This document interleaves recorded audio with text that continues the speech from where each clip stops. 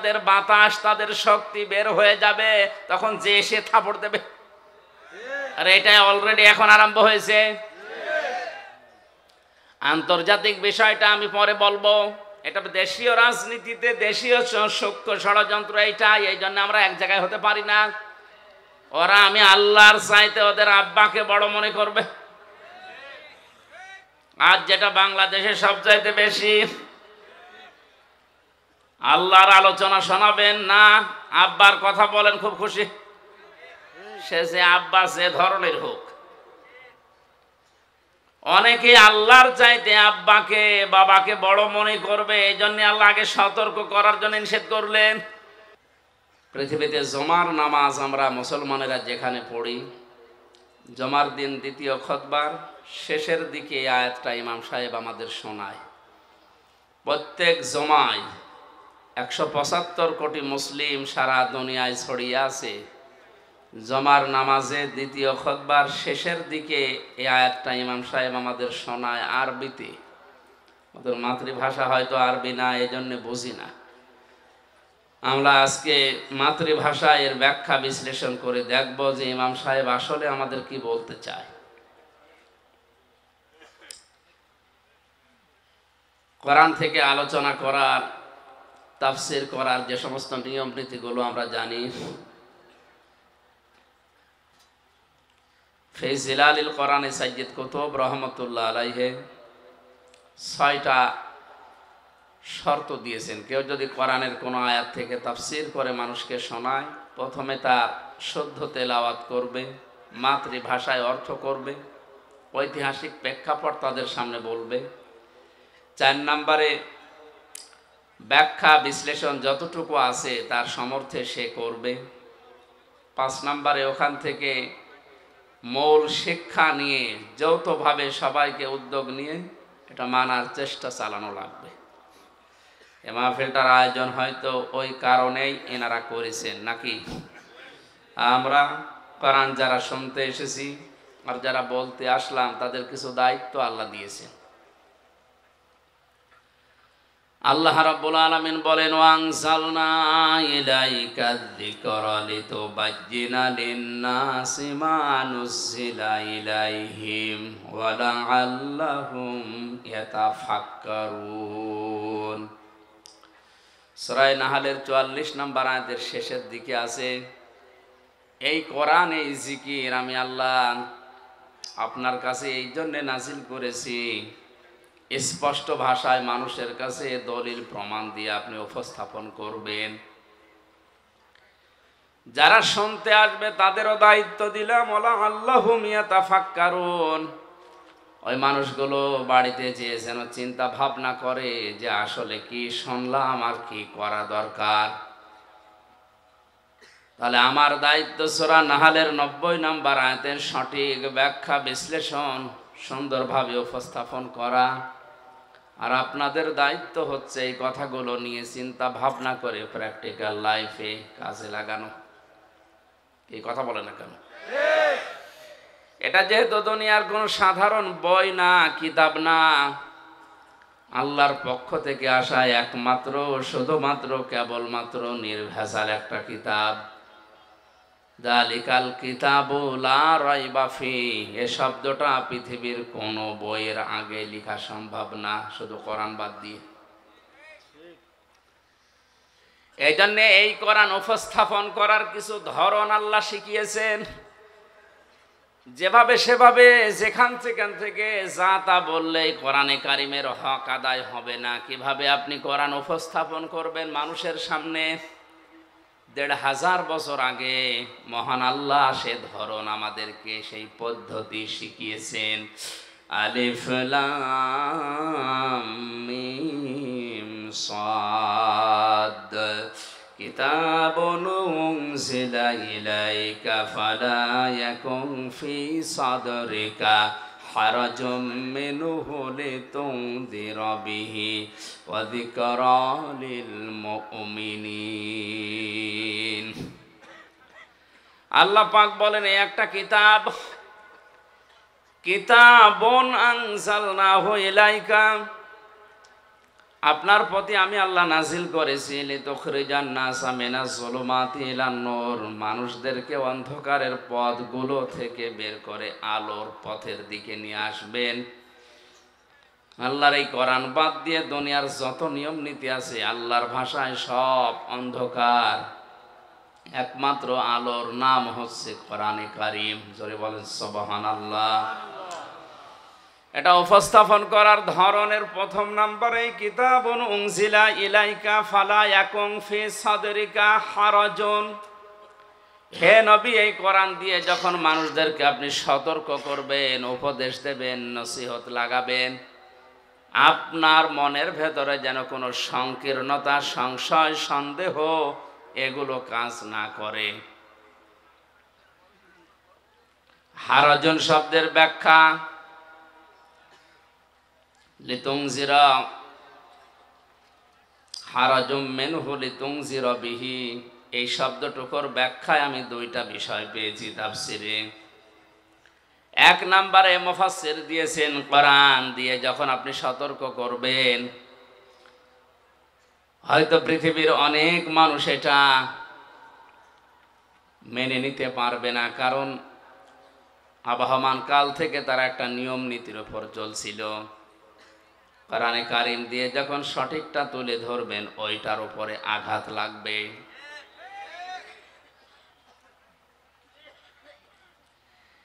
আঘাত লাগার কারণে সেই মানুষগুলো বিরোধিতা করবে। এতদিন সেই মানুষেরা আপনাকে চাকরি দিত, বেতন দিত, ভাতা বাড়িয়ে দিত, আপনার হাদিয়া তো ফালাকাতো, তারা আজ এই কথাগুলো শোনার পরে ওগুলো বন্ধ করে দিতে পারে।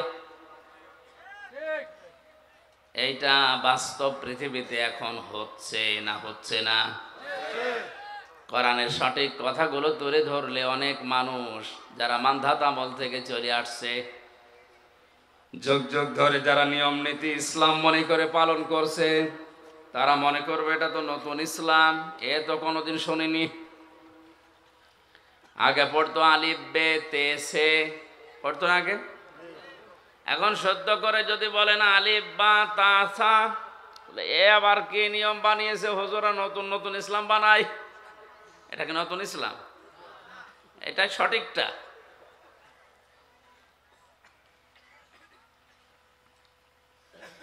দ্বিতীয় নম্বরে আপনি যে ব্যাখ্যা, বিশ্লেষণ, তাফসীর উপস্থাপন করবেন মানুষের সামনে, হয়তো অনেকেই না বোঝার কারণে বিরোধিতা করতে পারে। এই ধরনের মানুষ কম। না না, এটা কম, বোঝে না, এই জন্য বিরোধিতা করে। বুঝলে অন্তত মুসলিম যারা, তারা বিরোধিতা করার কথা না। নাস্তিকদের কথা বাদ দিলাম। এতটুকু আল্লাহ শেষ করে দেননি। পরবর্তী আয়াতে আল্লাহ পাক বলেন, ইত্তাবিউ মা উনজিলা ইলাইকুম মির রাব্বিকুম ওয়া লা তাত্তাবিউ মিন দুনিহি আউলিয়া কলিলাম মা তাযাক্কারুন। তোমরা সবাই মিলে অনুসরণ করো, ইত্তেবা করো, দেখে দেখে চলো। তাবউন শব্দের শাব্দিক অর্থ হচ্ছে অনুসরণ করা, অনুকরণ করা, দেখে দেখে চলা। তোমাদের প্রতি তোমাদের রবের পক্ষ থেকে যেটা নাজিল হয়েছে সেইটা দেখে দেখে তোমরা চলো। ঈদগাহবাসী আমরা সবাই জানি আমাদের রবের পক্ষ থেকে যেটা আমাদের ওপরে এসেছে তার নাম এক বাক্যে বলেন কি? বলেন বলেন। এতটুকু আল্লাহ শেষ করেননি। ওয়ালা তাত্তাবিউ, অনুসরণ করা যাবে না, ইত্তেবা করা যাবে না, মেনে চলা যাবে না, দেখে দেখে চলা যাবে না। মিন দুনিহি আউলিয়া, দুনিয়ার কোন ওলি, আল্লাহ অলির বহু বচন আউলিয়া, কোন অলির অনুসরণ দরকার নেই। এরকম বাংলা ব্যাখ্যা শোনার পরে মনে হচ্ছে আল্লাহ মনে হয় অলিদের বিরুদ্ধে। কি আল্লাহ অলিদের বিরুদ্ধে? অথচ কোরআনে সূরা ইউনূসের ভেতরে আছে ৬২ নম্বর আয়াতে, আলা ইন্না আউলিয়া আল্লাহি লা খাউফুন আলাইহিম ওয়ালা হুম ইয়াহজানুন। সাবধান, জেনে রাখো আমি আল্লাহর ওলি যারা, বন্ধু যারা, তাদের কোনো ভয়ও নেই, চিন্তাও নেই। জোরে বলেন আল্লাহু আকবার। এই আয়াতের সাথে আয়াতের মিলছে না, অথচ কোরআনে কারিমে আল্লাহ এমন কোন কথা দেয়নি যে একটার সাথে আর একটা কন্ট্রাডিকশন ভাববে, মিলবে না, এমন কোন কথা কোরআনে নেই। ওয়ালাউ কানা মিন ইনদি গায়রিল্লাহি লাওয়াজাদু ফীহি ইখতিলাফান কাসীরা।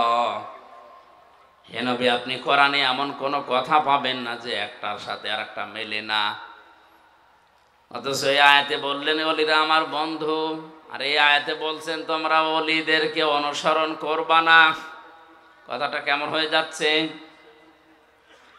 ব্যাখ্যায় তাফসিরে মুফাসসিরিন کرام লিখেছেন আল্লাহ পাক ওলিদের অনুসরণ করতে এখানে সব ওলির কথা, আউলিয়া যেহেতু বহু বচন, কোন ওলির অনুসরণ দরকার নেই, এই জন্যে বলেছেন। আল্লাহ যেহেতু ভবিষ্যৎ জানে না, জানে না? বলেন বলেন বলেন। আল্লাহ পাক খুব ভালোভাবে জানেন ভবিষ্যতে এমন বান্দা দুনিয়াতে আসবে, ওরা আমি আল্লাহর চাইতে ওদের আব্বাকে বড় মনে করবে। আজ যেটা বাংলাদেশে সবচাইতে বেশি, আল্লাহর আলোচনা শোনাবেন না, আব্বার কথা বলেন খুব খুশি, সে যে আব্বা যে ধরনের হোক। অনেকে আল্লাহর চাইতে আব্বাকে বাবাকে বড় মনে করবে, এই জন্য আল্লাহ আগে সতর্ক করার জন্য নিষেধ করলেন। কালিলাম মা তাযাক্কারুন। আফসোস, আল্লাহর এই আলোচনা থেকে উপদেশ গ্রহণ করবে খুব কম মানুষ। আমরা যেন ওই কম মানুষের ভেতরেও থাকতে পারি। সরি বলেন আমিন। সূরা নাহলের এই 90 নম্বর আয়াতে আল্লাহ পাক 6টা বিষয় আলোচনা করেছেন, 3টা আদেশ আর 3টা নিষেধ। আল্লাহর আদেশ মানাও ফরজ, নিষেধ মানাও ফরজ। বলেন না কেন? ফরজ। 6টা ফরজ এই আয়াতে আছে। একটা একটা করে ব্যাখ্যা করে যতটুকু আমাদের মেধায় আছে এখান থেকে নিয়ে আমাদের বাস্তব জীবনে আমরা মিলিয়ে দেখব আসলে আমরা এই আয়াতটা প্রতি জমার দিন যেটা আরবিতে শুনি ওটা আমাদের জীবনে মিলছে কিনা। আল্লাহ পাক বলেন, ইন্নাল্লাহা ইয়া'মুরু বিল আদলি ওয়াল ইহসানি ওয়া ইতা'i যিল কুরবা। অবশ্যই আমি আল্লাহ নির্দেশ করছি, বিল আদলি, দুনিয়াতে তোমরা ন্যায় বিচার করবা। কি বিচার? ন্যায় বিচার। দ্বিতীয় নম্বর হল ইহসান, ভালো ব্যবহার করবা। ওয়া ইতা'i যিল কুরবা, নিকট আত্মীয়দের খোঁজ খবর রাখবা। এই 3টা কাজ যদিও আমরা মুআমালাত মুআশারাত ইসলামের একটা অন্যতম বিধান, সাধারণ জিনিস মনে করি, আর কি মানুষের সাথে হাসি মুখে কথা বলা এটাও যে ইবাদত অনেকে জানেই না। আকুলু লিন-নাসি হুসনা, মানুষের সাথে কথা বললে ভালো ভালো কথা বলো। যদি কেউ হাসি দিয়ে কথা বলা শুরু করে, সালাম দিয়ে, তাহলে তার সাদকা দেওয়ার সওয়াব হয়। অথচ মুখ গোমরা করে থাকে, কথায় বলতে চায় না, আর কথা বললে গালি দেয় না। গালি এলাকায় নেই। এতদিন পর্যন্ত অনেকেই জানতাম মুনাফিকদের আচরণ বা আলামত 3টা। আয়াতুল মুনাফিকি সালাসা, মুনাফিকের আচরণ চিহ্ন 3টা জানতাম। আমি হাদিসে 4টা পর্যন্ত পেয়েছি। কথা বললেই মিথ্যা কথা বলে, ওয়াদা করলে খেলাফ করে, আমানত রাখলে খেয়ানত করে। 4 নম্বরে মুনাফিকের যার মাঝে রোগ আছে, তাদের ভেতরে যারা ঝগড়া হলেই গালি দেয়। সুতরাং যারা ঝগড়া হলে আগে গালি দেন, মন মেজাজ খারাপ হয়ে গেলে আগে গালি দিয়ে শুরু করেন, বুঝতে হবে মুনাফিকের জাত তার ভেতরে আছে। আল্লাহ আমাদেরকে যেন বাঁচিয়ে দেন। জোরে বলেন আমিন। তিনটা আদেশ করার পরে আল্লাহ পাক বলেন তিনটা নিষেধ আমি তোমাদেরকে করলাম, ওয়ায়ানহা আনিল ফাহশাই ওয়াল মুনকারি ওয়াল বাগ। এক নম্বরে তোমাদের নিষেধ করা হচ্ছে তোমরা ফাহিশা কাজ করবে না, মুনকার মন্দ কাজে জড়াবে না, আল বাগই সীমা লঙ্ঘন করবে না। আল্লাহ পাক বলেন এই তিনটা আদেশ তিনটা নিষেধ করার পরে ইয়াইযুকুম লাআল্লাকুম তাযাক্কারুন, এই ওয়াজগুলো আমি আল্লাহ নিজে তোমাদের করলাম। এই ওয়াজ কার? বলেন বলেন। ওয়াজ আমির হামজা করে না, ওয়াজ সরাসরি করছে আল্লাহ নিজে, আমি অ্যাডভার্টাইজ করছি শুধু।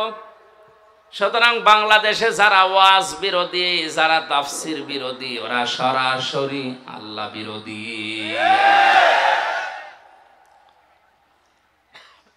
কক্সবাজারে হয়তো এরকম মানুষ খুব কম, এগুলো কুষ্টিয়াতে বেশি। লালনের মাজারে 3 দিন একাধারে চলছে আল্লাহর নাম নিয়ে গাঁজা খাওয়া, কোনো অসুবিধা নেই, আরো পুলিশ দিয়ে পাহারা দেওয়া হয়। অথচ কুষ্টিয়াতে, চুয়াডাঙ্গা, এই সমস্ত জায়গায় তাফসির মাহফিল লেখা দেখলে আগেই 14 জায়গায় অনুমতি নেওয়া লাগবে। কেন? ইসালে সওয়াব হয়, 63 দিন ব্যাপী অনুষ্ঠান হয়, 7 দিন ব্যাপী মেলা হচ্ছে। মেলার নাম দিয়েছে বই মেলা, বই খুঁজে পাওয়া যায় না। মেলার নাম দিয়েছে শিশু মেলা, শিশু নেই, শুধু শিশুর খালারা আর মামারা। এই সমস্ত জায়গার কোনো অনুমতি নেই। ইসালে সওয়াব হচ্ছে সারা রাত। আঞ্জুমানে কি নাম দিয়ে উল্টা পাল্টা, গোসল শরীফ, নওর শরীফ, কি শরীফ হচ্ছে, কোন শরীফে কোনো সমস্যা নেই, যত সমস্যা কোরআন শরীফ। এক কথা বলেন। তাহলে ওয়াজ করেন কে বলেন তো? আল্লাহ নিজে ওয়াজ করেন। ইয়াইযুকুম লাআল্লাকুম তাযাক্কারুন, তিনি তোমাদেরকে ওয়াজ করছেন। আশা করা যায় আল্লাহর বান্দারা আল্লাহর এই 6টা ওয়াজ যদি মেনে নেয় তাদের উপকার হবে। দেখি আল্লাহর ওয়াজগুলো আমরা অ্যাডভার্টাইজ করি, কেমন উপকার পায় দুনিয়াতে। প্রথম নাম্বারে আল্লাহ আমাদেরকে আদেশ দিয়েছেন, নির্দেশ দিচ্ছেন আমরা যেন দুনিয়ায় ন্যায় বিচার করি। কি বিচার? ন্যায় বিচার কাকে বলে? আইন দাল লাম আদল মামান আল আদাল লগাদানা সারহান। আদল কত প্রকার, কি কি? তাফসিরে আমি পেয়েছি আদল প্রধানত 3 প্রকার। কয় প্রকার? 1 প্রকার আদল হচ্ছে আল্লাহর সাথে ন্যায় বিচার, 2 নম্বর রাসূলের সাথে ন্যায় বিচার, 3 নম্বর আল্লাহর সৃষ্টি জগতের সাথে ন্যায় বিচার। আল্লাহর সাথে ন্যায় বিচার কি? কোরআনে আল্লাহর শরীয়তের বিধান দিয়েছেন 500। কত? জেলখানায় থাকাকালীন সৌদি আরবের একজন লেখক, এটা শোনান তো,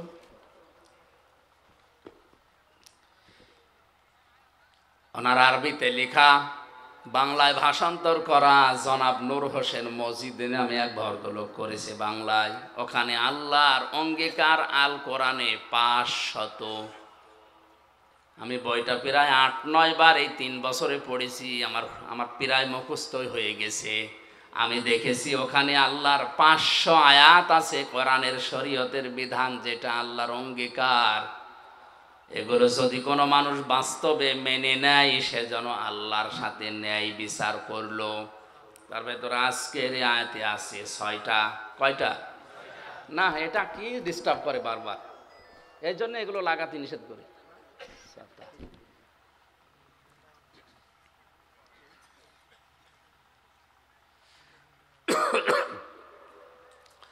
সুবহানাল্লাহ আলহামদুলিল্লাহ লা ইলাহা ইল্লাল্লাহ, সুবহানাল্লাহ আলহামদুলিল্লাহ লা ইলাহা ইল্লাল্লাহ, লা ইলাহা ইল্লাল্লাহ মুহাম্মাদুর রাসূলুল্লাহ। আমার ভাইরা, তাহলে আল্লাহর সাথে আদল আজকের এই 6টা বিধানও যদি আমরা অন্তত বাস্তবে মিলাতে পারি, তাও কিছুটা হলো আল্লাহর সাথে ন্যায় বিচার হবে। দেখি সামনে যাই। দ্বিতীয় নম্বর ন্যায় বিচার রাসূলের সাথে। বিশ্ব নবী মোহাম্মদ রাসূলুল্লাহর 40 থেকে 63 এই 23টা বছরে তিনি যা করেছিলেন, ওইটা আপনার প্র্যাকটিক্যাল লাইফে মেনে নেওয়ার নাম ন্যায় বিচার। হ্যাঁ, এখন অনেকে বলতে পারে আমি কিন্তু প্রথম 1 থেকে 40 পর্যন্ত মানি। কোরআন হাদিসে 1 থেকে 40 পর্যন্ত আপনি যদি নবীজিকে না মানেন, আপনি জাহান্নামে যাবেন, এমন কথা আমি পাইনি। কিন্তু 40 থেকে 63 এই 23 আপনি না মানেন, আপনার খবর আছে। কথাগুলো বোঝার চেষ্টা করেন। আজ বাংলাদেশ সহ বিশ্বে 2 রকম ইসলাম পালন করার পেছনে কারণ এই 2টা। নবুয়তের আগে 23 বছর, নবুয়তের পরে 23 বছর। লাকাদ কানা লাকুম ফি রাসূলিল্লাহি উসওয়াতুন হাসানা লিমান কানা ইয়ারজুল্লাহা ওয়াল ইয়াউমাল আখির ওয়া যাকারাল্লাহা কাসীরা। জোরে বলেন আল্লাহু আকবার। আলেম যারা আছেন তাদেরকে একটু খেয়াল করার জন্য বলছি। আল্লাহ গ্যারান্টি দিয়ে আয়াত শুরু করেছেন, লাকাদ কানা লাকুম ফি রাসূলিল্লাহি, অবশ্যই তোমাদের জীবনের জন্য সর্বোত্তম আদর্শ লুকিয়ে রেখেছি আমি রাসূলুল্লাহর জীবনে। কার জীবনে? আল্লাহ পাক কি আমাদের নবীজির নাম জানেন না? বলেন বলেন। তিনি তো আব্দুল্লাহ ইবনে মুহাম্মদ ছিলেন 1 থেকে 40 বছর পর্যন্ত, এইটা তার নাম ছিল। এর আগে হয়তো মানুষ তাকে সাদিক বলে ডাকতো, আল আমিন বলে ডাকতো, কিন্তু রাসূলুল্লাহকে বলতো না। তিনি রাসূলুল্লাহ হয়েছিলেন, নবুয়ত পেয়েছিলেন, নবী হয়েছিলেন কত বছর বয়সে? বলেন বলেন। তাহলে 1 থেকে 40 বছর পর্যন্ত তিনি ছিলেন মুহাম্মদ ইবনে আব্দুল্লাহ। আমি যেমন আমির হামজা ইবনে রিয়াজ, তিনিও ওইভাবেই পরিচিত ছিলেন। পুরা আরব জাহানে তাকে নাম ধরে ডাকতো মুহাম্মদ বিন আব্দুল্লাহ। এখনো পর্যন্ত মিডল ইস্টে যে দেখেন তারা বাবার নামকে জুড়ে দিয়ে ডাকে। ছেলের নাম যদি হয় আব্দুর রহমান, তাহলে বলে আবু আব্দুর রহমান, আব্দুর রহমানের পিতা। যতগুলো সাহাবীর নাম আপনি দেখবেন অধিকাংশ বাবার নামের সাথে জুড়ে দেওয়া। আব্দুল্লাহ বিন মাসউদ, আব্দুল্লাহ ইবনে ওমর রাদিয়াল্লাহু তাআলা আনহুমা। আল্লাহ রাব্বুল আলামিন 1 থেকে 40 বছর পর্যন্ত নবীজির এই জীবনে তিনি 17 বছর থেকে সংগঠন আরম্ভ করেছিলেন হিলফুল ফুজুল দিয়ে, শান্তির সঙ্গ। এখান থেকে 40 এই 23 বছরে তিনি সামাজিক রাজনৈতিকভাবে বিভিন্ন কর্মকাণ্ড তিনি আঞ্জাম দিয়েছিলেন পরিবারে আর সমাজে। একটা শত্রু পুরা আরব জাহানে তার ছিল না। সিরাত ইবনে হিশাম বলছে, আর রাহিকুল মাখতুমিয়াও আছে, একটা শত্রু তার ছিল না। সবাই তাকে অধিকাংশই নামের পরিবর্তে বলতো আল আমিন যাচ্ছে, আর সাদিক যাচ্ছে। যখনই তিনি 40 বছর বয়সে কোরআনে কারিম পেলেন, নবুয়ত পেলেন, নবী হয়ে গেলেন, এখন তার নাম আর মুহাম্মদ ইবনে আব্দুল্লাহ নেই, এখন হয়ে গেছেন তিনি রাসূলুল্লাহ। আগের 23 বছরে একটা শত্রু যার নেই, পরের 23 বছরে 82 বার তাকে ডাইরেক্ট হত্যা করার জন্য ইহুদিরা চেষ্টা চালিয়েছে। মানুষ তো একই আছে, আগেও যা ছিল পরেও তাই, শুধু নাম পাল্টিয়ে হয়েছে মুহাম্মদ ইবনে আব্দুল্লাহর জায়গায় রাসূলুল্লাহ। এই কথা বলেন। আজ আমরা বাংলাদেশ সহ বিশ্বে যারা মুহাম্মদ ইবনে আব্দুল্লাহর কাজগুলো করছে তাদের শত্রু হবে না, হওয়া সম্ভব না। কিন্তু যারা রাসূলুল্লাহর কাজ আরম্ভ করবে তাকে যদি ৮২ বার টার্গেট করা হয়, অন্তত আপনাকে ৮ বাদ দিয়ে যদি ২ থাকে ২ বার টার্গেট হবে। এখানে উল্টা বসে আমরাও তো নবীওয়ালা কাজ করি, আমার তো কিছু হয় না। না, ওটা আপনার নবীওয়ালা কাজ না, ওটা মোহাম্মদ ইবনে আব্দুল্লাহর কাজ। নবীওয়ালা কাজ আরম্ভ হয়েছে নবী হওয়ার পরে। কত বছর বয়স বলেন বলেন? রাসূলুল্লাহর সাথে তাহলে ন্যায় বিচার যদি করতে হয়, এই ৪০ থেকে ৬৩, এই ২৩ বছর অক্ষরে অক্ষরে আপনাকে মানা লাগবে, তাহলে ন্যায় বিচার হবে। ৩ নম্বরে ন্যায় বিচার সৃষ্টি জগতের সাথে, তার মানে সর্বোত্তম সৃষ্টি যারা মানুষ। লাকাদ খলাকনাল ইনসানা ফি আহসানি তাকওয়িম। পৃথিবীতে যত সৃষ্টি আমি বানিয়েছি সবচাইতে উত্তম এবং সুন্দরভাবে বানিয়েছি আমি মানুষকে। মানুষ আল্লাহর সবচাইতে সর্বোত্তম সৃষ্টি, সবচাইতে দামি সৃষ্টি। ওয়ালাকাদ কাররামনা বানি আদম, বনি আদমকে আমি সম্মান দিয়েছি। পৃথিবীতে ন্যায় বিচার করা লাগবে আল্লাহর এই মানুষের উপরে। অথচ এই ন্যায় বিচারটা এখন দিন দিন উঠে যাচ্ছে। জোর যার মুল্লুক তার,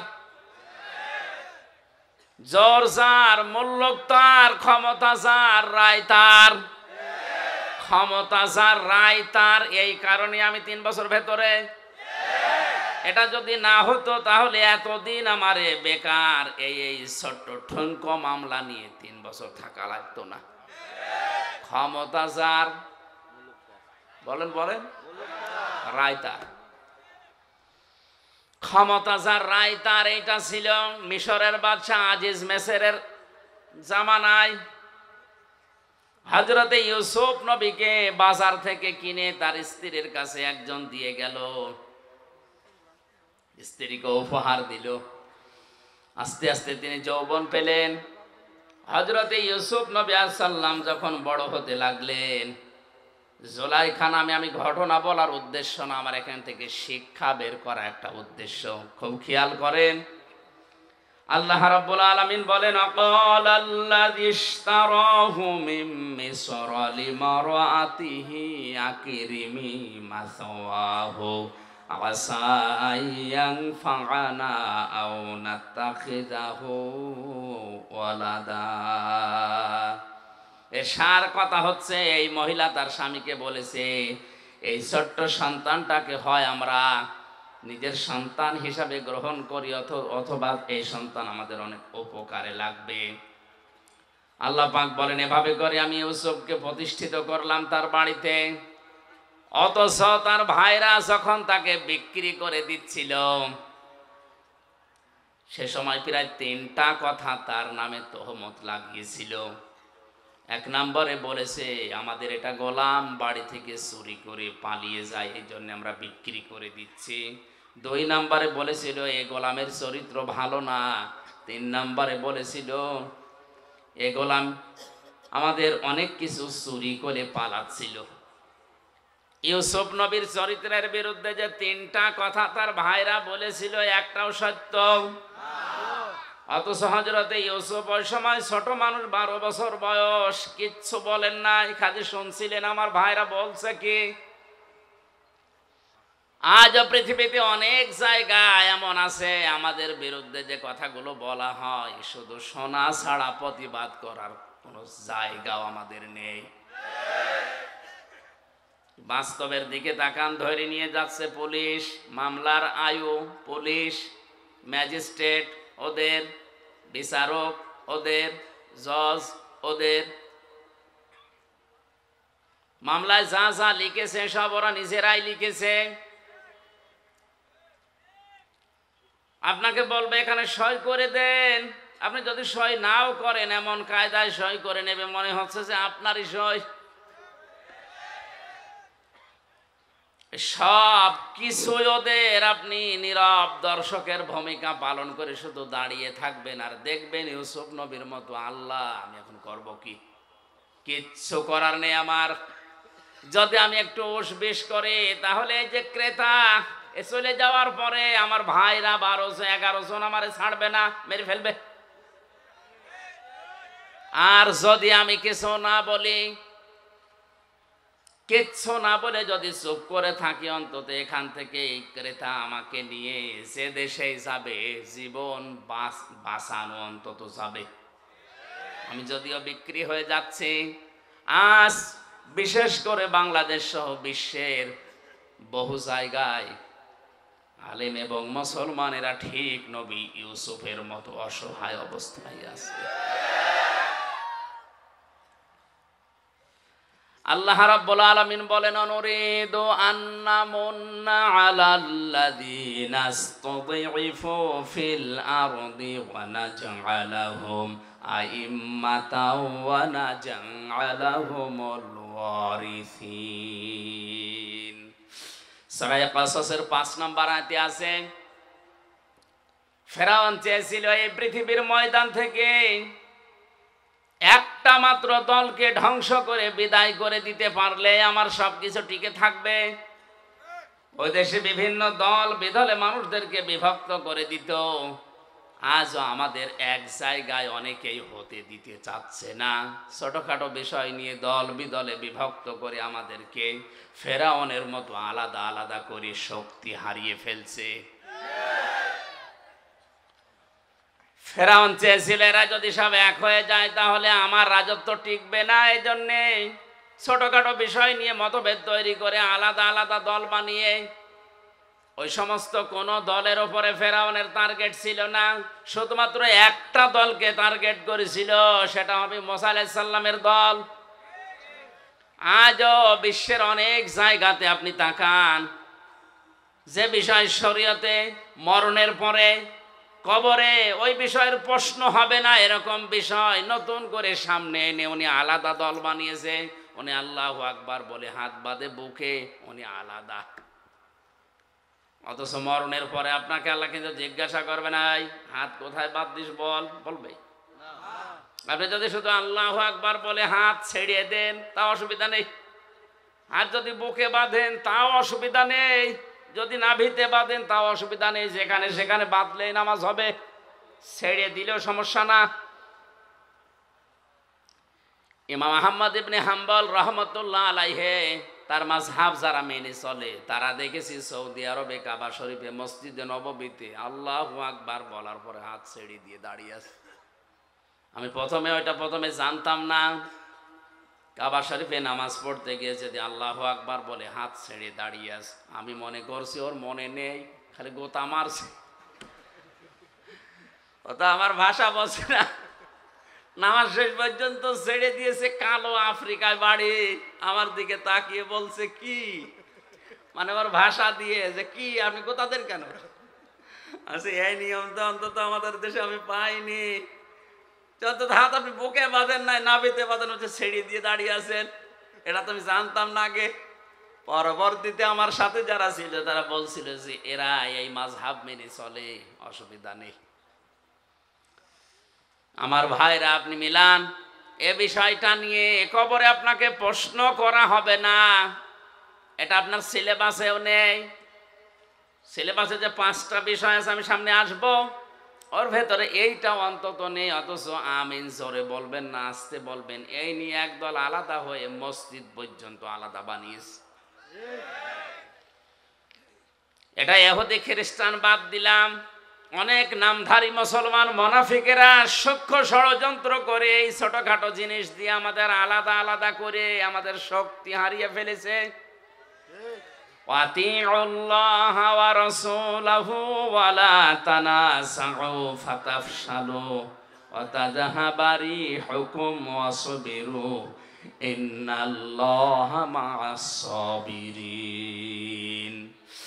সূরা আনফালের 10 নম্বর পারা 2 নম্বর পৃষ্ঠার 1ম নম্বর লাইনে আছে, আল্লাহ পাক বলেন, আল্লাহর ইতাআত করো, রাসূলের আনুগত্য করো, সাবধান তোমরা নিজেরা নিজেদেরকে বিচ্ছিন্ন করে ফেলো না, তোমরা পরস্পর মতবিরোধ তৈরি করো না, তাহলে তোমাদের হাওয়া কমে যাবে। অতাযহাবা রিহুকুম, অসবিরু শব্দের দিকে খেয়াল করেন, অতাযহাবা রিহুকুম, তোমাদের বাতাস বেরিয়ে যাবে। বাতাস বেরোনো মানে, আমি আয়াতের তাফসীর পড়ার পরে বুঝতেছিলাম না। একবার যশোরে একটা অনুষ্ঠানে যাবার সময় থানার সামনে দিয়ে যেতে যেতে দেখি থানার ভেতরে অনেকগুলো প্রাইভেট মোটরসাইকেল পুরাতনটা পড়ে আছে। নিচের দিকে তাকিয়ে দেখলাম অধিকাংশ মোটরসাইকেল প্রাইভেটের চাকায় হাওয়া নেই, আর হাওয়া না থাকলে ওগুলো সব মুখ থুবড়ে পড়ে থাকে। কথা বলে না? এই যে হাওয়া না থাকলে ওর চলার ক্ষমতা নেই, নড়ার ক্ষমতা নেই, দেখতেও যেন কেমন লাগে। মুসলমানদের ভেতরে যখন ঐক্য নষ্ট হয়ে যায় তখন আল্লাহ পাক বলেন তাদের বাতাস, তাদের শক্তি বের হয়ে যাবে, তখন যে এসে থাপড় দেবে। আর এটা অলরেডি এখন আরম্ভ হয়েছে। আন্তর্জাতিক বিষয়টা আমি পরে বলবো, এটা দেশীয় রাজনীতিতে দেশীয় সূক্ষ্ম ষড়যন্ত্র এইটা, এই জন্য আমরা এক জায়গায় হতে পারি না। ফেরাউন ঠিক এই কাজ করে ওই মিশরের ভেতরে আলাদা আলাদা দল করে কয়েকশো দল বানিয়েছে। কোন দল তার টার্গেট ছিল না। আজও বাংলাদেশে ইসলামী দল যত আছে কোন দল কিন্তু বাতিলের টার্গেট না, রাম আর বামদের টার্গেট না। একটা দলকে বাতিলরা টার্গেট মনে করে, কারণ ওরা জানে যে ফেরাউনের মতো ওদেরও বুদ্ধি আছে, যে হাজার হাজার দল থাকলেও অসুবিধা নেই, এ মোসানবী সমস্যা। আল্লাহ রাব্বুল আলামিন বলেন কিন্তু আমি অনুগ্রহ করেছি। আন্না মন্না, মানান শব্দের শাব্দিক অর্থ হচ্ছে অনুগ্রহ করা, দয়া করা।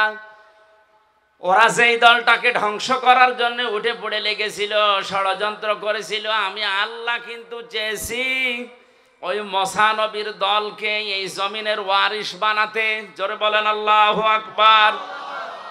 আজও তামাম দুনিয়ায় যারা হকপন্থী সঠিক দলকে বুঝে ফেলেছে, ইমাম ইবনে তাইমিয়া বলেন তোমরা যদি হক দলকে চিনতে না পারো তাহলে বাতিলের দিকে তোমরা তাকাও, তারা কোন দলকে টার্গেট করে। তুমি হয়তো হক চিনতে নাও পারো, কিন্তু বাতিল হক চেনে। হযরতে মুসা আলাইহিস সালামকে আল্লাহ রাব্বুল আলামিন জমিনে প্রতিষ্ঠিত শুধু করেননি, জমিনের ওয়ারিশ বানিয়ে দিয়েছিলেন। ইউসুফ নবী আলাইহিস সালামকে জমিনে তিনি প্রতিষ্ঠিত করলেন। ওরা চেয়েছিল এখান থেকে বিক্রি করে তাকে শেষ করে দেবে। আল্লাহ পাক বলেন না, ওয়ালিনুআল্লিমাহু মিন তা'ওয়িলিল আহাদিস আল্লাহু গালিবুন আলা আমরিহি ওয়ালাকিন্না আকসারান নাসি লা ইয়ালামুন। তাকে আমি আল্লাহ স্বপ্নের ব্যাখ্যা শিক্ষা দিলাম।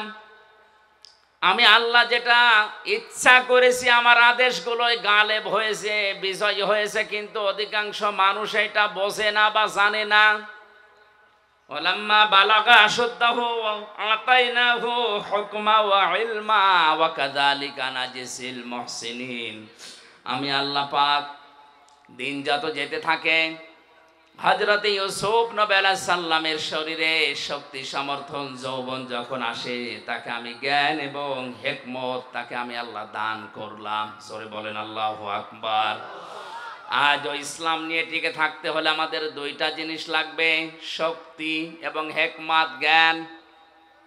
শক্তি বলতে শুধু শরীরের শক্তি না, আজ এই যে মিডিয়াগুলো কাজ করছে এটা একটা শক্তি, এটা সবচাইতে বড় শক্তি। এখন আজ ইসলামকে ধ্বংস করার জন্য ওরা যত কিছু ব্যবহার করছে তার সবচাইতে বড় মাধ্যম এই প্রচার মাধ্যম।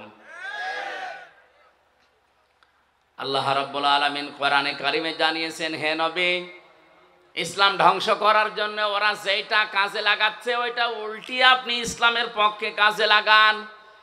আজ মিডিয়া, ইলেকট্রিক মিডিয়া বলেন, প্রিন্টিং মিডিয়া বলেন, যত খবরের কাগজ পত্রিকা সবগুলো রাম আর বামদের মালিকানায়। প্রচার করার মতো আমাদের হাতে তেমন কিছুই নেই। সুতরাং ইসলাম নিয়ে যদি এখন এগিয়ে যেতে হয় আমাদের জ্ঞান অর্জন করা লাগবে, আমাদেরকে বিভিন্ন শক্তি সঞ্চয় করা লাগবে। এভাবে করে আমি আমার মহসেন বান্দাদেরকে পুরস্কৃত করে থাকি। এবার আমার মূল কথায় আসছি। ওয়ারাওয়াদাতুহুল্লাতী হুয়া ফি বাইতিহা আন নাফসিহি ওয়া গাল্লাকাতিল আবওয়াবা ওয়া ক্বালাত হাইতা লাক। হযরত ইউসুফ যখন যৌবনে পদার্পণ করলেন, ওই বাড়ির মালিক যে জুলাইখা, যার নাম, নবী ইউসুফকে আল্লাহ এত সৌন্দর্য দান করেছিলেন, তাফসিরে পেয়েছি দুইজন পুরুষকে আল্লাহ সবচাইতে বেশি সুন্দর করে দুনিয়ায় পাঠিয়েছেন। তার ভেতর ইউসুফ নবী দ্বিতীয়, এক নাম্বারেই ছিলেন আমাদের নবী মুহাম্মদ রাসূলুল্লাহ। চারজন মহিলাকে আল্লাহ এই দুনিয়াতে সবচাইতে সুন্দরী করে বানিয়েছিলেন। কিয়ামত পর্যন্ত এরকম মানুষকে আল্লাহ আর পাঠাবেন না। তার এক নাম্বারে হযরত হাওয়া আলাইহিস সালাম, এত সুন্দর মানুষ দুনিয়া আর আসবে না। দুই নাম্বারে জুলাইখা, তিন নাম্বারে রানী বিলকিস, চার নাম্বারে বিশ্বনবীর ছোট মেয়ে হযরতে ফাতিমাতুজ জাহরা রাদিয়াল্লাহু তাআলা আনহা। এই যে দুই নাম্বারে যার নাম বললাম জুলাইখা, এও ছিল বিশ্ব সুন্দরী ওই সময়। এই মহিলা একটা একটা করে দরজা সবগুলো বন্ধ করে দিয়ে একেবারে উপরে ইউসুফ নবীকে একান্তে ডাক দিয়ে বলে, আসেন। হযরত ইউসুফ নবী আলাইহিস সালাম যেখানে ছিলেন পরিবেশ তার কন্ট্রোলে ছিল, কারণ 7টা দরজায় বন্ধ। কয়টা? আমি ঘটনা বলবো, এই জন্য আয়াত পড়িনি, আমি একটা শিক্ষা দিতে চাই। ইউসুফ নবী যেখানে ছিলেন সব তার পক্ষে ছিল, এমনকি কাজের যে মহিলাটা, জুলাইখার যে কাজের মেয়ে লোকটা, যে বাদী, যে দাসী, যে কাজ করে দিত, সেই মহিলাও এই কাজের পক্ষে, অসুবিধা নেই। মহিলা ডাক দিচ্ছে, ওয়াকালাত হাইতা লাক, আসেন আমার দিকে। হযরত ইউসুফ আলাইহিস সালাম বললেন, ইন্নী আখাফুল্লাহ, আমি আল্লাহকে ভয় পাই। ক্বালা মাআদাল্লাহি ইন্নাহু রাব্বি আহসানা মাসওয়ায়া ইন্নাহু লা ইফলিহুজ জালিমুন। একটু খেয়াল করেন, হযরত ইউসুফ নবী বললেন, আমি আল্লাহর সাহায্য চাই।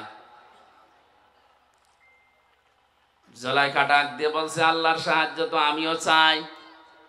এখানে আপনি যেটা করবেন কেউ জানতে পারবে না, কেউ দেখতেও পারবে না।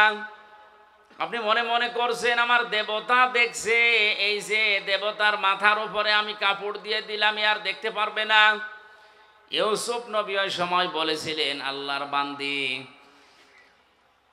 এই মাটির মূর্তিগুলো কাপড় দিয়ে হয়তো ঢাকা যায়, কিন্তু আমি এমন একজন সত্তার ইবাদত করি যার মুখ, যার চোখ কখনো কাপড় দিয়ে বন্ধ করা যায় না।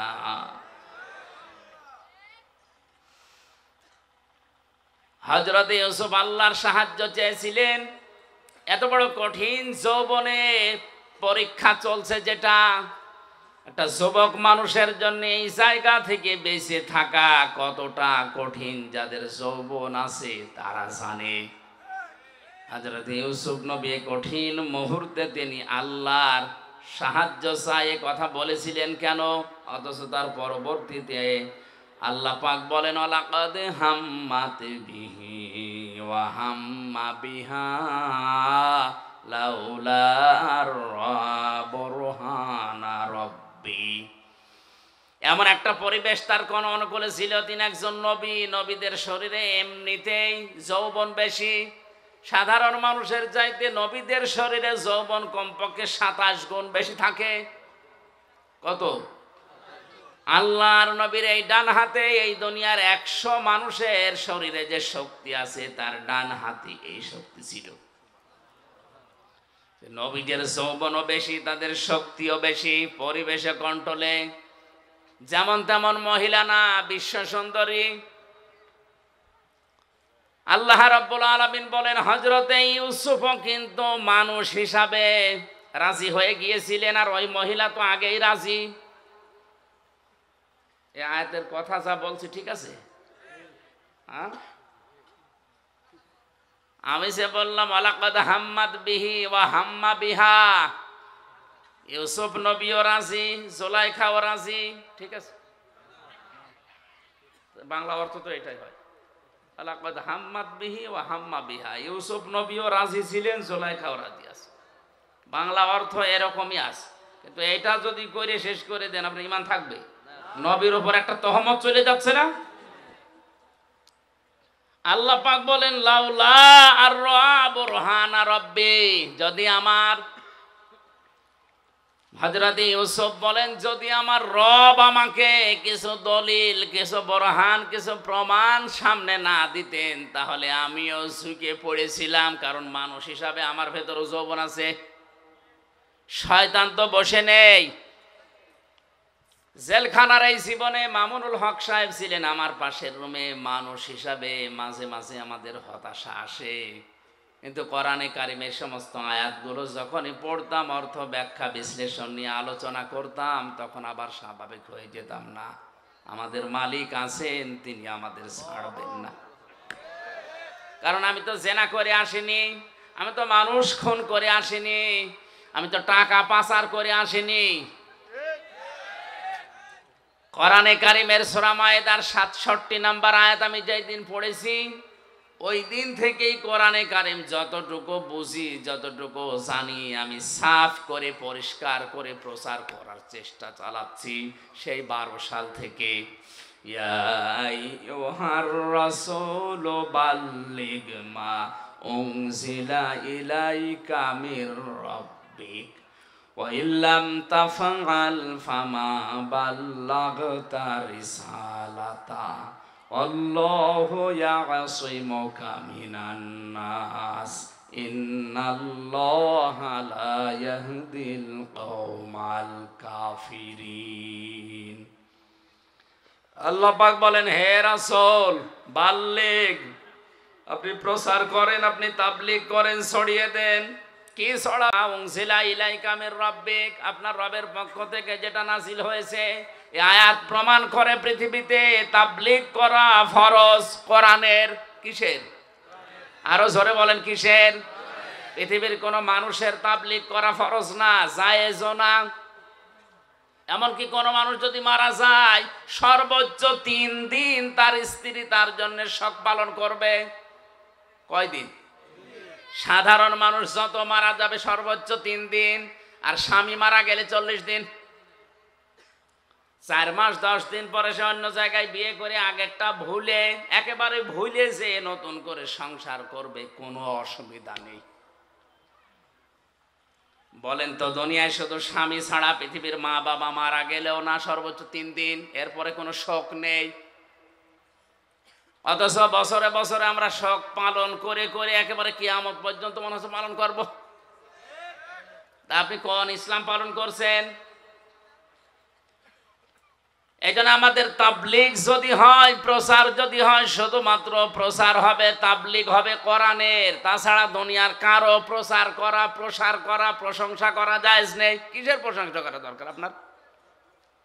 ওয়া ইল্লাম তাফআল ফামা বাল্লাগতা রিসালাতা, হে নবী, আপনার উপর যে কোরআন আমি দিলাম, এটা যদি প্রচার না করেন, তাবলীগ না করেন, আপনি যেন রিসালাতের দায়িত্বই পালন করেননি। আল্লাহ এতটুকু বলেই কিন্তু শেষ করেননি। আল্লাহ জানে যে ঝামেলা সামনে আছে, এই জন্য বলেন আল্লাহু ইয়াসিমুকা মিনান নাস। ইয়াসিমু এটা মোজারে, বর্তমান, ভবিষ্যৎ, প্রেজেন্ট, ফিউচার। আমি জানি যে আপনার উপরে বিপদ আসবে তাবলীগ করতে গেলে কোরআনের। আমি যেটা নাজিল করেছি এর তাবলীগের প্রচারের প্রসার যদি আপনি করতে চান, ঝামেলায় পড়বেন, বিপদ আসবে। আমি আল্লাহ গ্যারান্টি দিলাম আপনাকে, আমি আল্লাহ নিজে বাঁচাবো।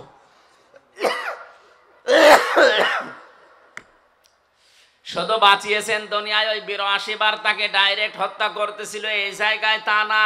মরণের পরে ইহুদিরা তার লাশ চুরি করতে চেয়েছে, আল্লাহ তাও বাঁচিয়েছেন। কথা বলেন ঠিক কিনা? আল্লাহ ইয়াসিমু যেহেতু মজারে দিয়েছেন বর্তমান এবং ভবিষ্যৎ, ভবিষ্যৎ বলতে কিয়ামত পর্যন্ত কোরআন থাকবে। সুতরাং কিয়ামত পর্যন্ত কোরআনের সঠিক তাবলীগ যদি কেউ করে, ও যত বড় বিপদেই পড়ুক না কেন, শহীদ করে হলেও তাকে আল্লাহ সাহায্য করবে। অনেকেই মনে করে যে জেলখানায় গিয়ে শহীদ হয়ে গেলে ওর জীবন শেষ হয়ে গেল, মারা গেল না। ওয়ালিয়ালামাল্লাহুল্লাযীনা আমানু ওয়া ইয়াত্তাখিযা মিনকুম শুহাদা ওয়াল্লাহু লা ইউহিব্বুজ জালিমিন। সূরা আলে ইমরানের ভেতরে 140 নম্বর আয়াতে আছে, আল্লাহ পাক বলেন, যার জীবন যৌবন আমার পছন্দ হয়, যার প্র্যাকটিক্যাল লাইফ আমার কাছে ভালো লাগে, ওকে সাধারণভাবে মরণ দেয় না, ওদেরকে আমি আল্লাহ শাহাদতের মরণ দিয়ে ধন্য করি। এই লোকটা যদি এখন মারা যায়, ঈমান নিয়েও যদি মরে, কবরে দিয়ে দেবেন, কবরে উনি ঘুমিয়ে পড়বে, এতটুকুই শেষ, আর কিছু নেই। কিন্তু যদি শহীদ হয়ে মরতে পারে, কবরে যাবার পরে আমার আল্লাহ নিজে ওনাকে খাওয়াবে। আরো আসতে বলেন। 50 বছর কোরআনের দাওয়াত দিয়ে যদি ঈমান নিয়ে শুধুমাত্র বাড়িতে বসে বসে মরেছে, তো মরণের পরে কবরে ঘুমিয়ে থাকতো কিয়ামত পর্যন্ত, এই শেষ। কিন্তু আল্লাহ এটা চাইনি। আল্লাহ তার জীবন যৌবনকে, তার কর্মজীবন, প্র্যাকটিক্যাল লাইফ এটা পছন্দ করেছে, এই জন্য সাধারণভাবে মরণ না দিয়ে শাহাদতের মরণ দিয়ে ধন্য করেছে। আমরা মনে করছি কই মরে গেল, না, মরে যায়নি। ওয়ালা তাহসাবান্নাল্লাযীনা কুতিলু ফি সাবিলিল্লাহি আমওয়াতা বাল আহইয়াউন ইনদা রাব্বিহিম ইরযাকুন। সূরা আলে ইমরানের 162 নম্বর আয়াতে সম্ভবত আছে। আল্লাহ তাআলা বলেন, আপনি কি ধারণা করেন হে নবী, যারা আমি আল্লাহর রাস্তায় শহীদ হয়, মারা যায়, হত্যা হয়, তাদেরকে আপনি মনে করেন যে ওরা মরে গেল না, বরং ওরা জীবিত, এবং আমি আল্লাহ নিজে ওদেরকে খাবার খাওয়াই। সুতরাং আজ ফিলিস্তিনের এই মুসলমানেরা সহ বিশ্বের যত জায়গায় আজ মুসলমানদেরকে শহীদ করা হচ্ছে, মারা হচ্ছে, হত্যা করা হচ্ছে, এই মানুষগুলোর জীবন ব্যর্থ না, এদের জীবন আল্লাহর কাছে পছন্দনীয়, এই জন্য শাহাদতের মরণ দিয়ে আল্লাহ তাদের ধন্য করছে।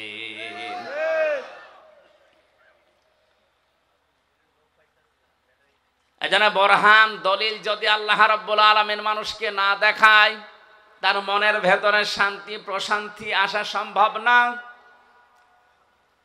কত মানুষ দেখলাম শুধুমাত্র ইসলামের জন্য 20 বছর, 22 বছর, 25 বছর পর্যন্ত পড়ে আছে ওই চার দেওয়ালের মাঝে, দুনিয়ার কিচ্ছু আর জানে না। এমনিতে একটা ঘরের ভেতরে আমার মাত্র 3 বছর থাকতেই হাঁপিয়ে উঠেছি। যে লোকটা আজ 25 বছর আছে, এমনি থাকা যায় না, মহান আল্লাহ অবশ্যই তাকে কোনো কিছু দেখাচ্ছে। এটা লাউলা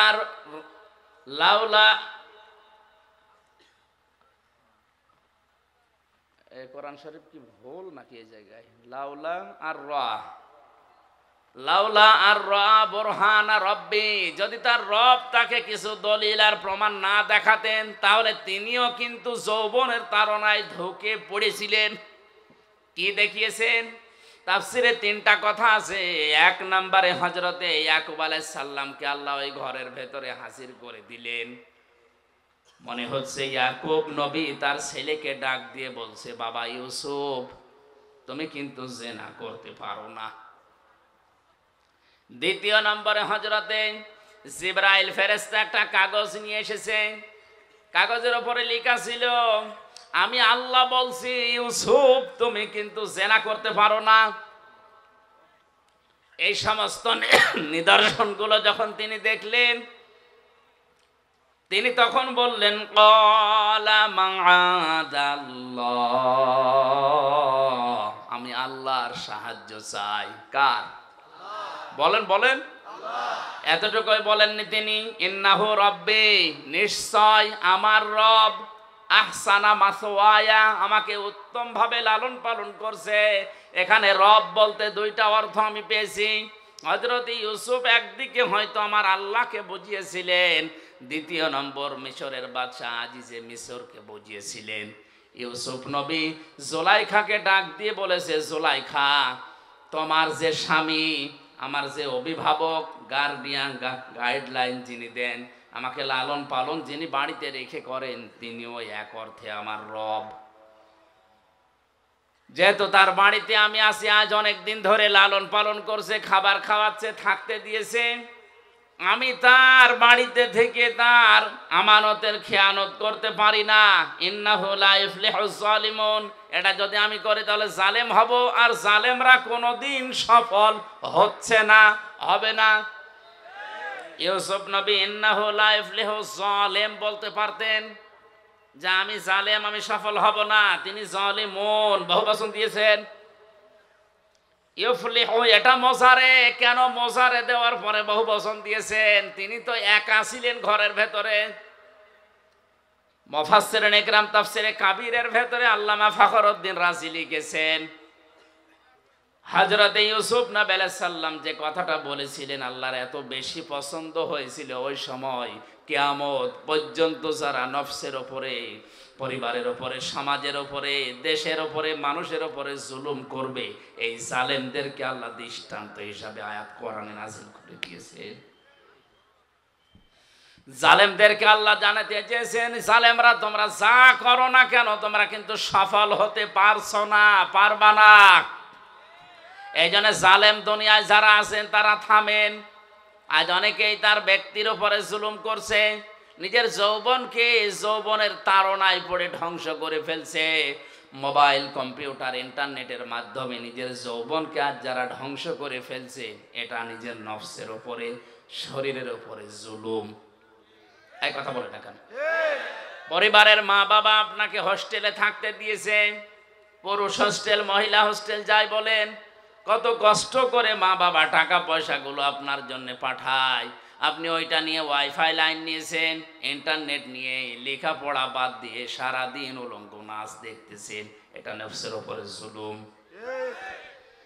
এই জালেম যদি কেউ হয়ে যায়, সে সফল হতে জীবনেও পারবে না। আল্লাহ রাব্বুল আলামিন বলেন, কাযালিকা লিনাসরিফা আনহুস সুওয়া ওয়াল ফাহশা ইন্নাহু মিন ইবাদিনাল মুখলাসিন। এইভাবে করে আমি আল্লাহ তার থেকে এই ফায়সা কাজগুলো সরিয়ে নিয়েছিলাম। আমার মুখলেস বান্দাদেরকে আমি এভাবেই সাহায্য করব কিয়ামত পর্যন্ত।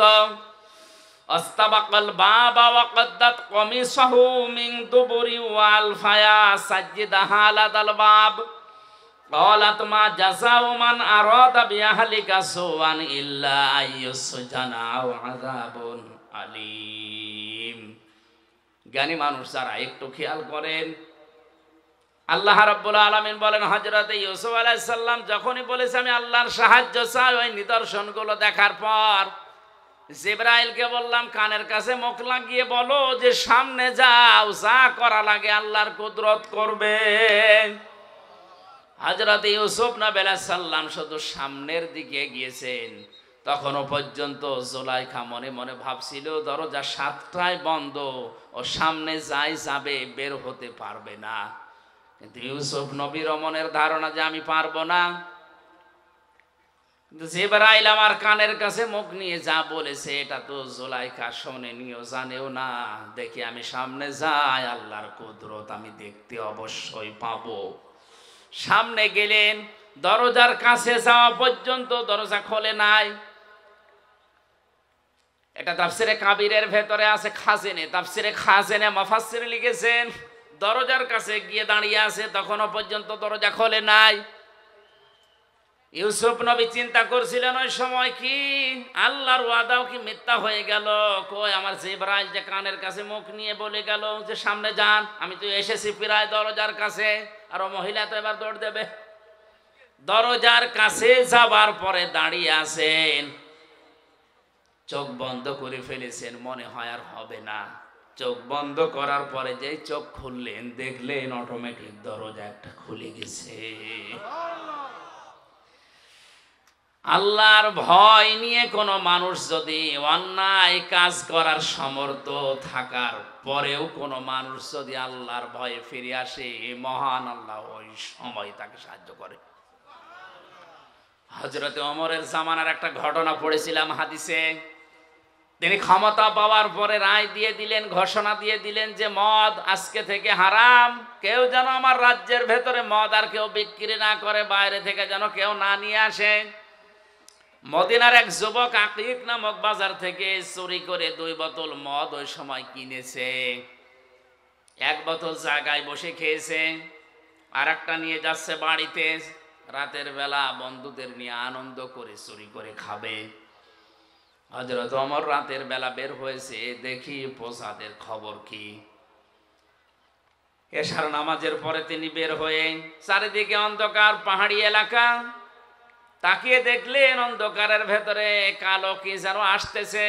কাছে যত যায় তত স্পষ্ট হয়। কাছে গিয়ে দেখলেন একটা মানুষ। ডাক দিয়ে বললেন, এই বেটা, রাতের বেলা এভাবে কি করো? লোকটা হযরতে ওমরের কণ্ঠ শোনার পরে তার মাতলামি ভালো হয়ে গেছে। কারণ হযরত ওমর যে রাস্তা দিয়ে যেত, শয়তান পর্যন্ত রাস্তায় আসতে ভয় পেত।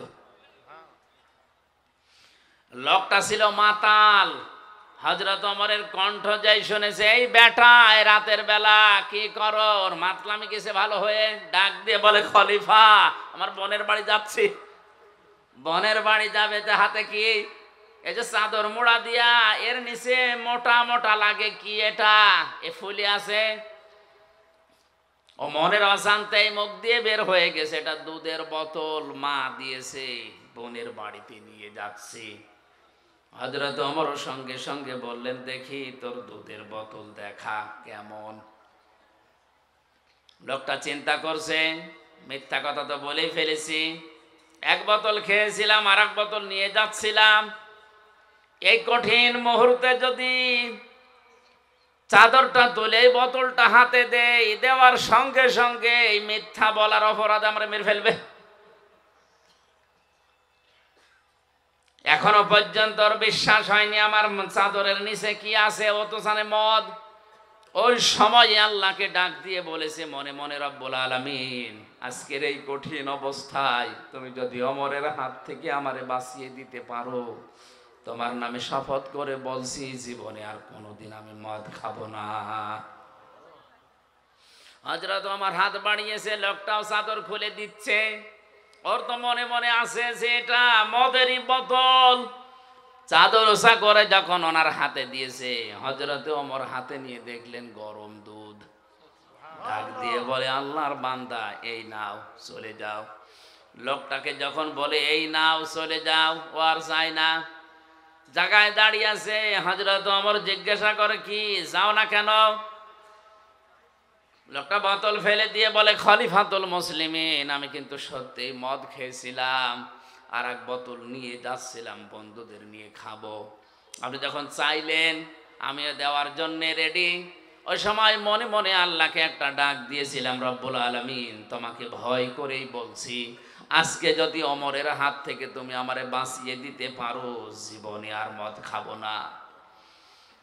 যে আল্লাহ আমার সেকেন্ডের ভেতরে মনের কথা শুনে মদের বোতলকে দুধের বোতলে পরিণত করে দিয়ে আপনার হাত থেকে বাঁচিয়ে দিতে পারে, সত্যি আল্লাহর নামে আমি যেটা কসম করেছিলাম ওটা ঠিক রাখবো, জীবনে আর কোনোদিন আমি আর মদ খাবো না।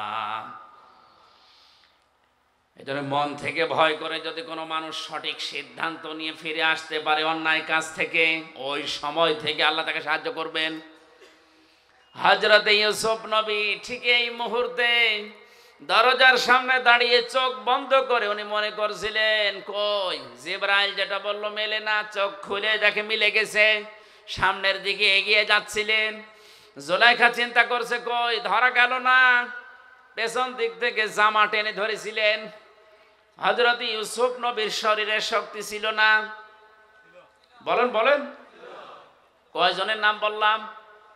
27 জন যুবকের শরীরের শক্তি ছিল কমপক্ষে। এক একজন নবীদের শরীরের ভেতরে একটা মহিলা টান দিয়েছে পেছন দিক থেকে। তিনি এমন জোরে হ্যাঁচকা টান দিয়ে সামনের দিকে এগিয়েছে, 7টা দরজায় তো খুলতে আরম্ভ করেছে। মহিলার হাতেও শক্তি কম ছিল না, কারণ সেও তো রাজার স্ত্রী। ভালো ভালো খাওয়ার শরীর, জামা ছিঁড়ে গেছে, তারপরও ধরতে পারে নাই। একেবারে শেষ দরজায় যাবার পরে দেখে বাদশাহ দাঁড়িয়ে আছে আজিজ মেসের। ডাকতে বলে, ইউসুফ এ কি অবস্থা? ইউসুফ নবী কথা বলতে যাবে তার আগেই জুলাইখা ডাক দিয়ে বলে, বাদশাহ আপনি বাড়িতে নেই, এই সুযোগে আপনার এই গোলাম আপনার স্ত্রীর বেডরুম পর্যন্ত এসে দেখেন কি অবস্থা করেছে। হযরত ইউসুফ নবী বললেন, না, এ দোষ আমার না, আপনার স্ত্রীর দোষ।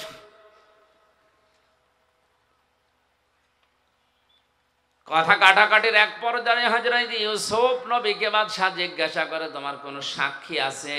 হযরত ইউসুফের মনের ভেতরে আল্লাহ ইলহাম পাঠিয়ে দিলেন, হ্যাঁ আছে। ওই যে আপনার শালীর কোলের উপরে যে দুধের বাচ্চা কাঁদতেছে, ওইটাই আমার সাক্ষী। দুধের বাচ্চাটাকে সামনে নিয়ে আসলেন। কোরআনে কারীম বর্ণনা দিচ্ছে, জুলাইখার সঙ্গে সঙ্গে ডাক দিয়েছে, বাদশাহ হে আমার স্বামী, এর কথা আমি শুনতে চাই না। যদি আপনি আমাকে রাখতে চান, আপনার ভাত যদি আমি খেতে চাই, তাহলে এই লোকটাকে হয় জেলখানায় দেওয়া লাগবে, না শাস্তি দেওয়া লাগবে।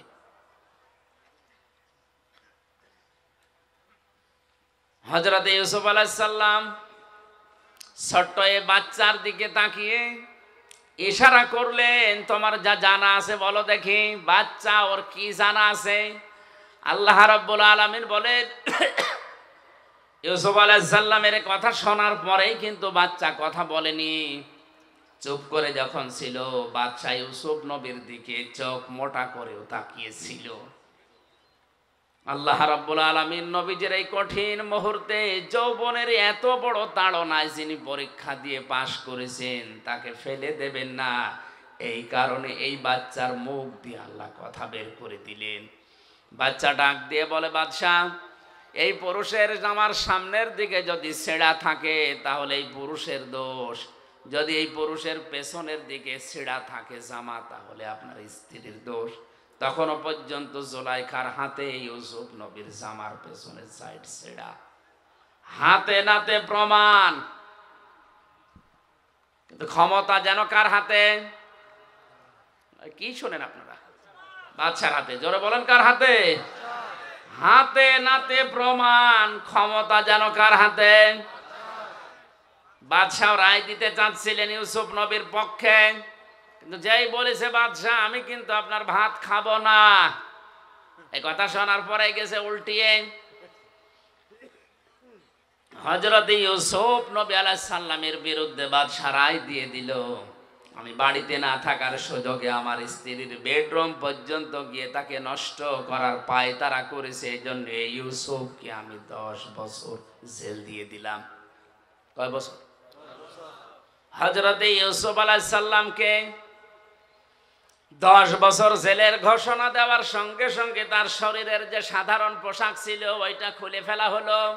জেলখানার কয়েদিদের পোশাকটাকে পরানো হচ্ছে, জেলখানার কয়েদিদের যে ডান্ডা বেড়ি তারে দেওয়া হচ্ছে, মাজায় শিকল দিয়ে জেলখানার কয়েদিদের যে টুপি তার মাথায় দিয়ে টানতে টানতে নিয়ে যাচ্ছে।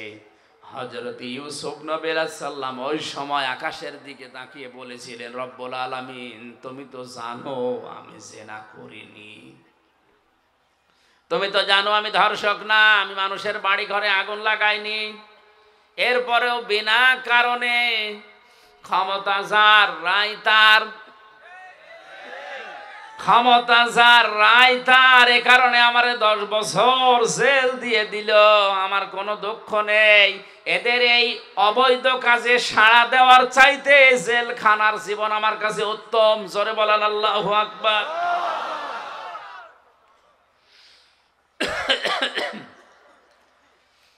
আমার ভাইরা,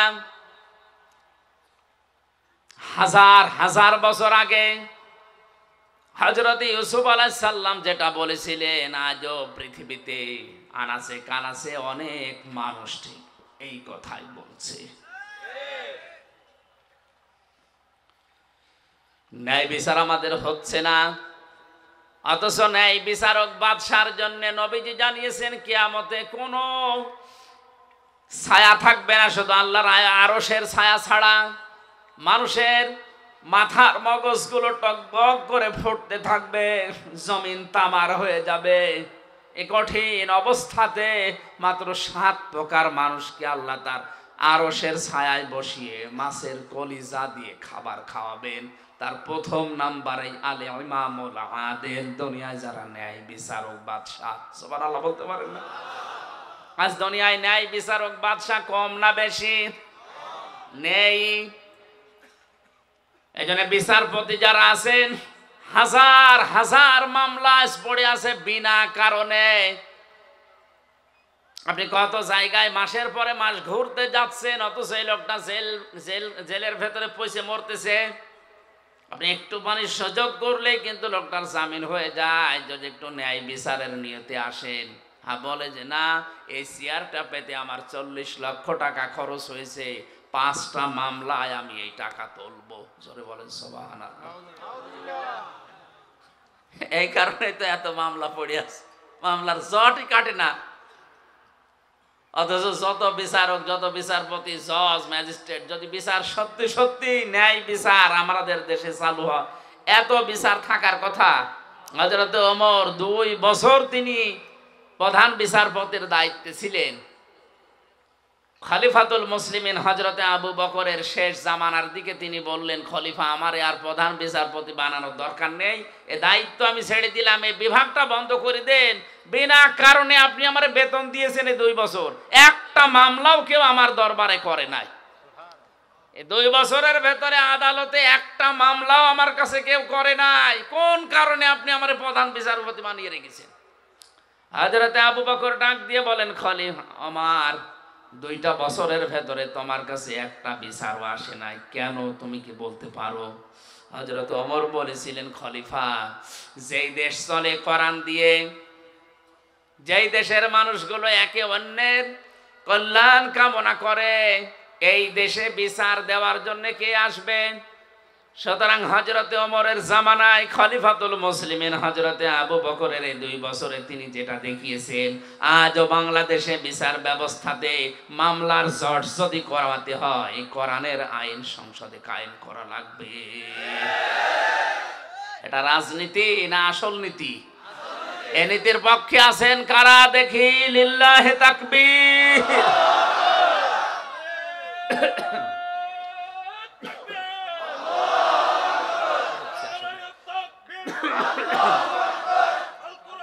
আলহামদুলিল্লাহ ভাই,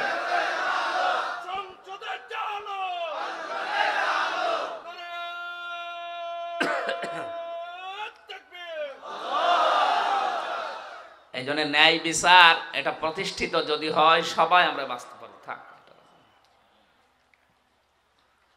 সম্মানিত ভাইরা, এক একটা পয়েন্টের ভেতরে হাজার হাজার কথা লুকিয়ে আছে। আমার শরীরের যে অবস্থা, যা গলার যে অবস্থা, কথা একটু জোরে বললেই কাশি হচ্ছে। আর একটা অনুষ্ঠান ছিল মাগরিবের পরে, ওইটা করতে গিয়ে আরো ঝামেলায় পড়ে গেছি। 3 বছর একাধারে কি খেয়েছি আমি জানি আর আল্লাহ জানে। কারণ এমন অবস্থায় আমাদেরকে রেখেছিল, আপনারা অনেকে শুনেছেন, ফাঁসির কন্ডেম সেলের ভেতরে খাবার দাবারের যে অবস্থা, ভেতরের কল কবজা আর সেরকম নেই, খালে উপরে খোসা পড়ে আছে। এটা স্বাভাবিক হতে কিছুদিন সময় লাগবে, আস্তে আস্তে সুস্থ হই, সামনে আবার আসবো ইনশাল্লাহ, কথা বলবো নাকি? যে গরু দিয়ে মানুষ চাষ করে খাবে, গরু যদি মরে যায় তো কি চাষ করবেন? আমি অন্তত বেঁচে থাকি নাকি মরে যাব? আমার বুকেও ব্যথা করছে, কণ্ঠের অবস্থাও দেখছেন ভালো না, আর সফর হয়ে গেছে অনেকক্ষণ, অনেক বেশি। আমি খুব সামারাইজ করে এই 6টা পয়েন্ট শেষ করে দিচ্ছি। আল ইহসান, আল্লাহ বলেন ভালো ব্যবহার করবা। ভালো ব্যবহার 7 প্রকার মানুষের সাথে করার আদেশ আছে আল্লাহ। প্রথম নাম্বারে মানুষ ভালো ব্যবহার করবে তার মা বাবার সাথে। কার সাথে?